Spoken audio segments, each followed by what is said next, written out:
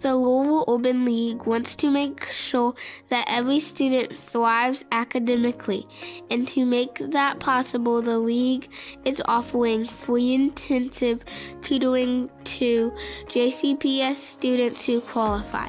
Kindergarten through 12th grade students can receive expert help in reading, math, and ACT prep. Kids like me deserve every opportunity to succeed and to reach our greatest potential. Sign your student up today.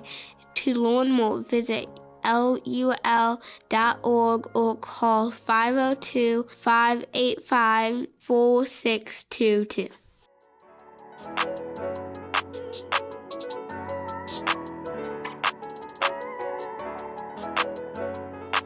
Listen up. Welcome to the Louisville Urban League's weekly radio show and podcast. You can find us every week on Thursday between 12 and 12:30 on WLLV Radio 101.9 FM or 1240 AM. And now you can find us online at your favorite podcast stop. You can find us on Spotify, Google, Apple, or wherever it is that you get your podcast. Please be sure to subscribe, rate us, review us, and let us know what you think about the show. Once again, my name is Lyndon Pryor. I'm the Chief Engagement Officer here at the Louisville Urban League, and some folks call me the voice of the league. And it is a pleasure to be back with you again this week. We are continuing our conversation around education here in Louisville as well as in Kentucky. And this week we are going to be having a bit of a policy lens on that subject matter. And so I am joined and grateful to be joined by our policy director here at the Louisville Urban League, Ms. Felicia Newman, who is heading up the team and leading our effort around policy here. Welcome to the pod, Felicia. Thank you. Thanks for having me. I'm excited. So you have been around the league now about 7 months, and so still figuring things out, obviously, and Right. We've had some changes along the way. But before we dive into, deep into what's happening in Frankfort around education policy and some of the craziness that we're seeing there, I want you to talk to the people about, from the league's perspective, why policy is important. Why does that matter for them and for the work that we do every day? Well, I think everyone knows the great work that the league has done in the community, lots of great programs. We just had the Kentuckiana Bills graduation with the 500th graduate, getting people involved in construction jobs, good paying jobs. We do all other types of programs as well, financial empowerment coaching and things of that nature. But there are some things you cannot program around, and that's where the policy team comes in. We go to Frankfort, we go to Metro Council, and we work with other groups to try to influence the laws that are put on the books, the laws that could prevent us from doing something or help us do something. And so the policy team is out there trying to make sure that the league can accomplish its goals. And so really what we're talking about is systems change, really. Yes. When we're really getting at policy change, because to your point, the work that the league does, while as important and as vital as it is, it cannot have the wholesale change at scale without supporting policy behind it, right? Right. Because if the policies are broken, if the policies are bad, and when we say policy, let me just interject this here. We're talking about big P policies, so legislation, bills that are passed, laws that are passed, but also small P policy, which is, how different organizations operate, their norms, the practices that they undertake, things like that may not necessarily be codified in law, but they are entrenched in the way some of these systems work and operate. And we can talk a little bit more about what that may look like. But all those things also have to shift if we're really going to get at wholesale change for Black people or for those who are most impacted by bad systems and policy, correct? Right. You have to make sure that you are in the room when these decisions and these discussions are being had, because especially in Frankfort, we have a supermajority of the opposing party, which is the Republican Party. And we have to be in those rooms. We have to remind them that there are different perspectives, that there are other people in the state besides rural white families, there are urban Black families, and we're all Kentuckians, and we all deserve to have our voices heard in the General Assembly. Now, it's important to note here that the Louisville Urban League is a nonpartisan organization. We do not necessarily have a particular side that we choose. We are for anybody who is for us. And ultimately, we are for equity and justice. And so from whichever side of the aisle that comes from, we are happy to assist and support wherever that can be. But you raise an interesting point in terms of there being a supermajority in the assembly in Frankfort, and the fact that the governor's office represents a different party. And so we have essentially a divided government here in the state. What types of challenges does that provide, for overall, just kind of the mechanics of government and governing, but also for folks like us who are pushing on equitable and justice issues? When I say that we're, a supermajority, I mean that there's only a supermajority of that perspective, right? And that's the Republican perspective. Now, obviously, we have a Democratic governor, and that actually is good that we have a divided government, because there are going to be both sides that are talked about. It's not to say that any one party has better ideas or worse ideas, but it's good to make sure that every party hears from the Urban League, hears from the Black people in Louisville, hears from Louisville, and make sure that they remember that we are just as important as the rural parts of the state. I think sometimes, and I've seen in my months here, just in the few months that I've been here, that rural Kentucky gets a little more attention than urban Kentucky, and that's unfortunate. But that's why I have the job that I have, and that's why all the other coalitions in Louisville work together to make sure that we are included in all the things that are going on in Frankfort. Now, what's interesting about that, though, and this is starting to pivot in the direction that we're going around education, is that strangely enough, for much of rural Kentucky, a lot of the issues that they face mirror the issues of Black residents of Louisville, right? Oh, my God, yes. I have lots of different colleagues from all over the state who I've met throughout my career. And anecdotally, I can tell you that the people of Eastern Kentucky have the same problems of the people of West Louisville. There is disruption of family. There is drug addiction. There is joblessness. There is homelessness. There is all types of, food insecurity. And I would hope that all those people would understand that they have more in common than they have not in common. Right. Because when we do that, that allows us to be able to build coalitions. That allows us to be able to look at policy at a greater level that is going to have a broader impact on the communities that we are all trying to serve. And to your point, like, we are all Kentuckians. And so how do we move this state forward? But we have to do that in concert with one another. And we cannot allow the divisions that typically and historically, tend to divide us. And this isn't, I like to always be clear, like, this isn't really just a Kentucky issue. This is happening all over this country, exactly, in which we are, trying to divide populations based on geographical location, obviously in terms of race, political affiliation, those types of things. But when those groups largely have many of the same issues in common and would benefit from working together to be able to move forward and to enact some things. Right. And education, the topic of today, is one of those things that can bring a lot of different groups together, because we all want all of the children to be able to read on grade level, do math and science, do the arts, and be able to come out with a strong education for the future of Kentucky. And I think that's one of the areas where different groups definitely can band together to make better education policy in this state.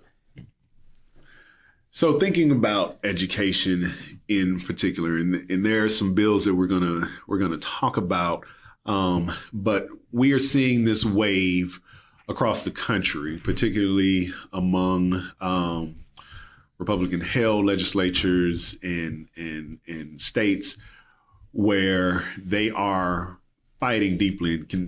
Florida is obviously probably the tip of the spear on this, in the things that they are doing in terms of trying to politicize and remove what is essentially just American history, right? Like things that they don't want people to talk about. And so whether that is banning books, which we've seen them doing, which is incredibly sad to see, teachers and libraries pulling books off of shelves in Florida, curtailing what AP classes can be taught, which I think is most recent, digging in on what teachers can and can't say to students. And so we are seeing that being used as a blueprint across the entire state. And I want to touch on this. So you are a lawyer by trade. Yes. That is what you have your degree in. Obviously, brilliantly well-read and understand the value of, education in many different ways.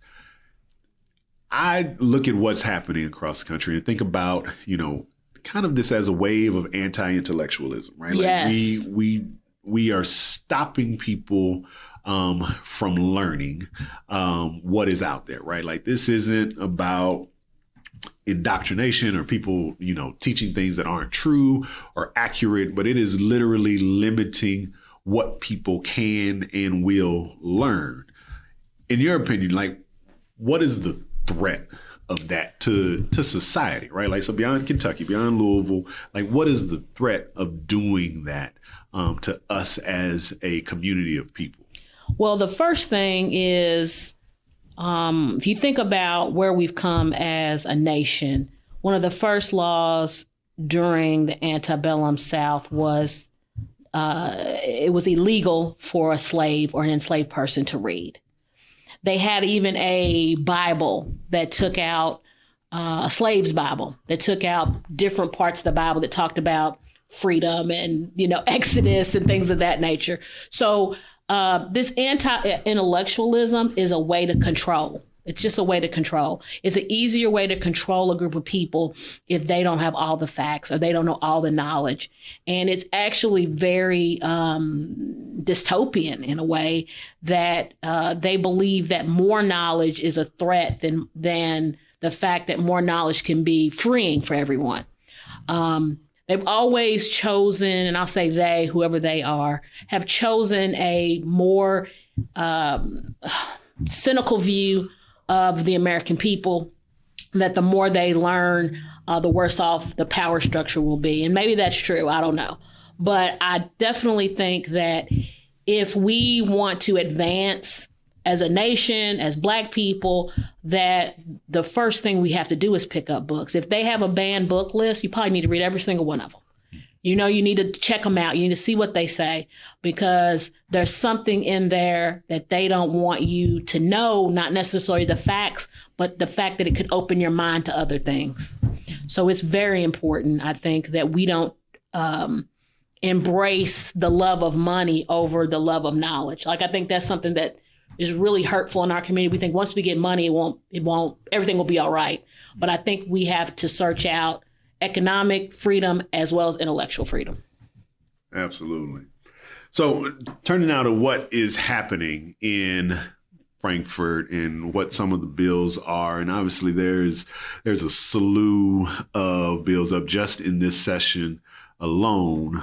We're talking about hundreds of bills that have already been written and proposed. And so we know that all of them won't get heard. Some of them won't even make it out of committee and all of that sort of stuff. But there are a few that we wanted to lift up for the pod today that at least have us thinking, and not all of them necessarily negative. And I actually want to start with HB House Bill 88. That's being proposed, which it's essentially an appropriations bill that's dealing with funding and some of that. And there are some good things that I believe that are in there. There is $44 million proposed for the next fiscal year and $266 million plus in the next school year that is going to help fund salaries for school district employees. which is positive. We talk about the need to pay teachers more and the value that needs to be placed on teachers. And so that is an important bill. Whether or not it's enough money, I think people are going to quibble about that because it could always be more. We certainly know that we do not pay teachers and educators enough money for the work that they do, particularly in public education. And so that is incredibly important. But it also has money set aside for universal pre-K, so for 3 and 4 year olds. So ensuring that universal pre-K will be an important part of that. And so those are two elements that we certainly support and we believe that are really big deals here. And so what has from the policy department standpoint, what are y'all's feelings about the bill, and how do you see it going moving forward? Well, it's a very important bill. It has a lot of great elements, especially the universal pre-K and the salary supplement. As you mentioned, teachers are going to get paid enough. And the earlier children start school, the better. We want to make sure that they are kindergarten and first grade ready. So that's what that preschool is for. Unfortunately, these kind of bills, we're in an off year for legislation. So in the odd years, it's only 30 days. In the even years, it's 60 days. So there's not a lot of time in this session this year. And from what I'm hearing, they want to take it back to the old days of just cleaning up bills and not doing a lot of big things. Now, we definitely support. We are building coalitions with other organizations about this bill. But unfortunately, unless there's something that changes, it may have to skip to the next year. And that happens a lot. It's not like it's dead in the water. It's something that we like to push when we have the ability to, but knowing that it may go on to the next year. And that's something that these are multi-year plans. It's not a one-time thing. So even though it may not go anywhere this year, it can still be brought up again next year. So another bill that's out there that I'll touch on quickly, and there seem to be a bunch of these, but House Bill 177, which is essentially another version of the Don't Say Gay bill that we've seen come out of Florida and in other states, that really just deals with how we are treating students who have differing gender identities, sexual orientations, and those sorts of things. These sorts of bills seem to have kind of caught fire across the nation, right? Like there are a ton of them in the session for us, differing bills that all kind of do the same thing, just slightly worded slightly differently, it seems. And we're certainly seeing it in state legislatures across the nation. What's happening here? So the conservative movement in this country sits around a big table and figures out what bills they want to send out to different legislatures. So that's why you see the same bill going to different states. So they just make sure you can replace Florida with Kentucky, Kentucky with Tennessee, Tennessee with Texas. And a lot of these bills are to rile up the base of voters. They don't really do very much other than ostracize certain groups of people. I want Black people to know that if we all aren't free, none of us can be free. So that's why this is important to talk about. Once they start taking these LGBT rights and the freedom of discussion around their issues, you see the next thing will be, and at the same time they're doing it, Black issues. So anti-Black and anti-gay go hand in hand in the sense that it's a slippery slope. We're just going to keep going down this road of taking away everyone's rights, everyone's ability to talk about different issues. And so we have to be in a sense for everyone's rights at this point, because soon none of us will have any, no marginalized group. So it's important to pay attention to these bills. And there is a slew of them. And they're all variations of different bills that have been passed around. I think that it's important that we let the legislature know that has no place in education. We're trying to get kids to read and write. These conversations really probably don't even come up as much as they claim they do. Right.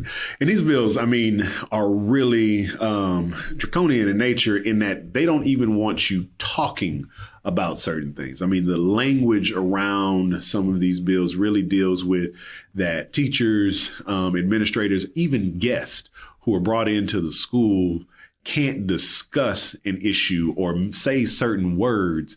And so really curtailing like what I would term, I worked for some time in higher education, right? Like the freedom of thought that is allowed to happen, right? And so if kids are supposed to be learning, right, the idea that we should have a free flow of thoughts and ideas matters to that, right? Like, so even being able to have conversations, let alone being able to deal with your own identity, right? Like who you are as a core person, and that being something that is respected and approved, right? Like that is its own issue about humanity and dignity that seems to be trampled on in some of these bills, but also just the idea that we can't talk about these things as if folks who identify differently somehow don't exist and therefore don't even need to be talked about in any type of context is really actually scary for what our kids are facing. And we know what it does when we think about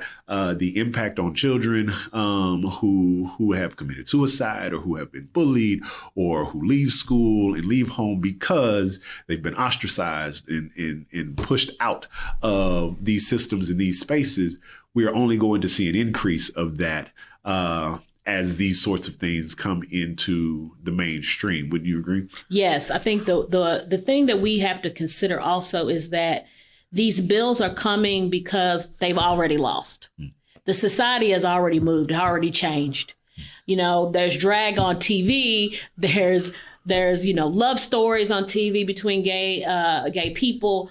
There are interracial couples on TV. All types of things have happened and changed. If a kid wants to learn any of this stuff, he just goes on TikTok and they learn about this stuff and they're gaining empathy. They're gaining empathy. When I was down in Frankfurt, a gentleman was talking about how his group of students who were in a debate club wanted to debate about reparations. The children picked that. He didn't tell them to pick that. And some parent was angry that they got picked. And he's like, well, your kid picked it. I didn't have anything to do with it.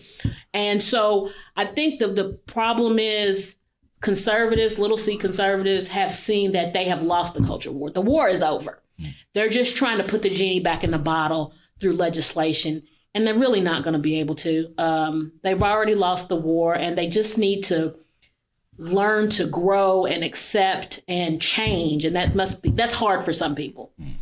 And to the point about, communities being able to see themselves in these types of bills, in these types of situations, there is another bill, Senate Bill 102, that's up. And we don't know that this is necessarily going to get any traction because it is written in terribly problematic ways, but so that people understand the connections.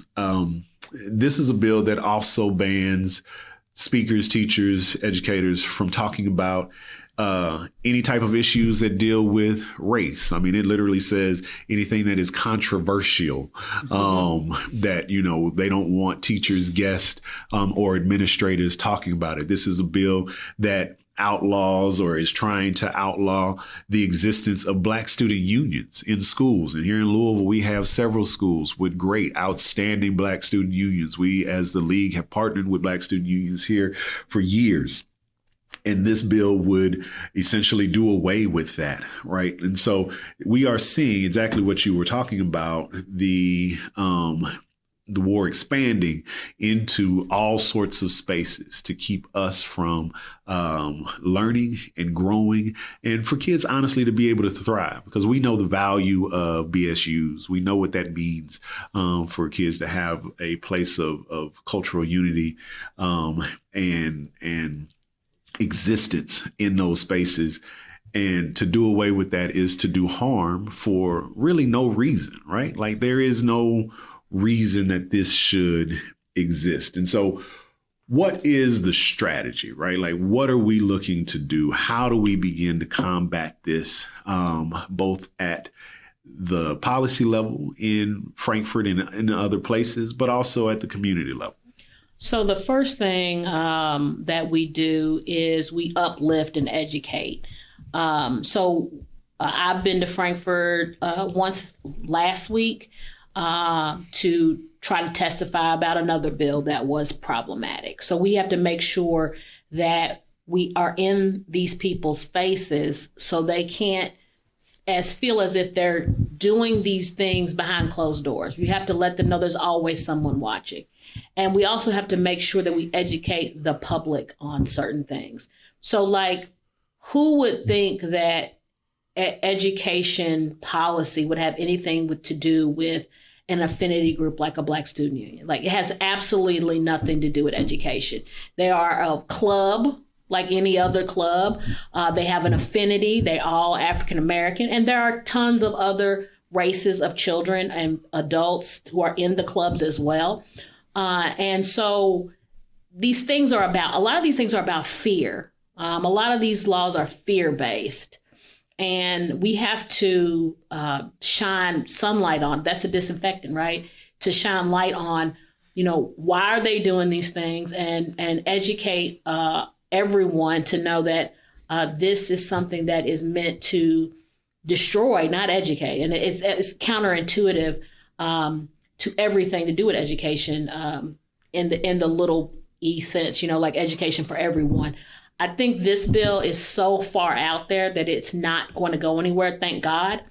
And so we don't have to worry so much about this one, but it's good to know what the other side is thinking all the time, right? Even if it's stuff that's so outlandish, you still need to know, okay, this is what this senator thinks is important.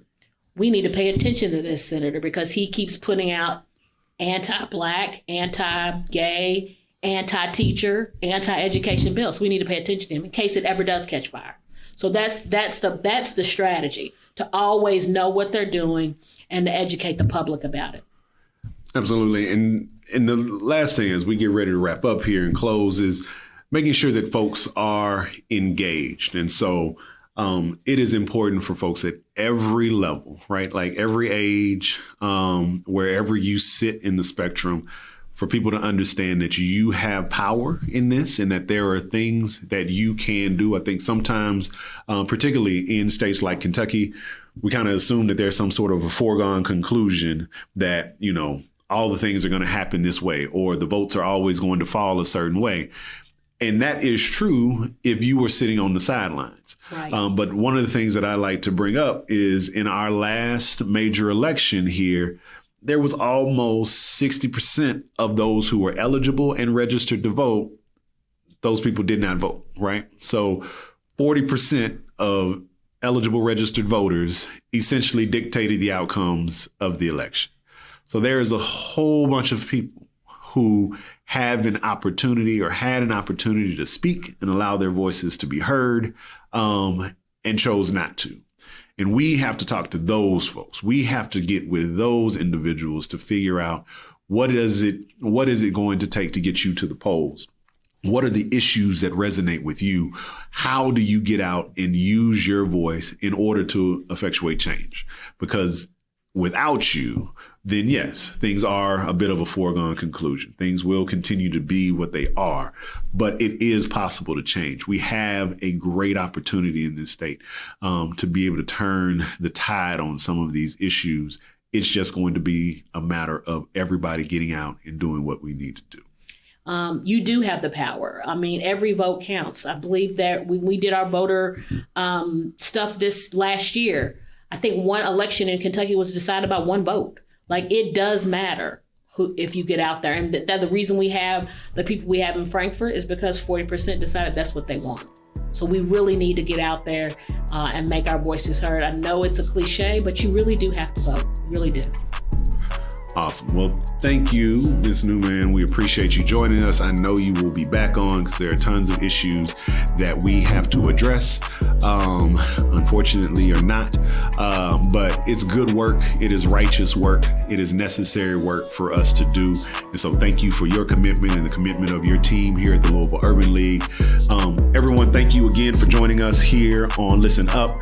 Again, you can join us every week on the radio on Thursdays from 12 to 12:30, 101.9 FM or 1240 AM, or catch us at any time you like on the podcast. We certainly appreciate your time and look forward to talking to you next week.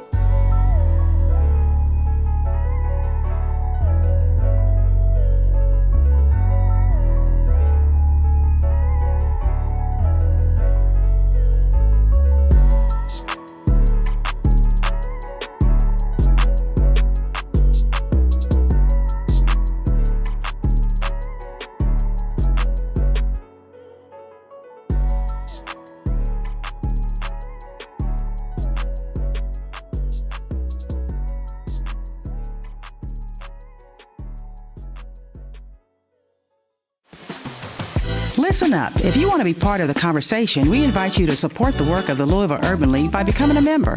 Yes, join the Urban League today. You can join by visiting our website at lul.org or clicking on the Join tab, or contact our development team by phone at 502-585-4622 or by email at development@lul.org. And remember, we are your Louisville Urban League. It's almost Derby time in the city, and we want you to mark your calendars for the Louisville Urban League's annual Derby Gala, taking place on Wednesday, May 3rd at our Norton Healthcare Sports and Learning Center. This year's theme is a love renaissance, and our musical guests will be Joe, Stokely, and Drew Hill, featuring Cisco. Tickets are now available at our website at lul.org. If you or your organization would like to become an official sponsor for this premier event, please contact our development department at 502-323-0801 or by email at development@lul.org.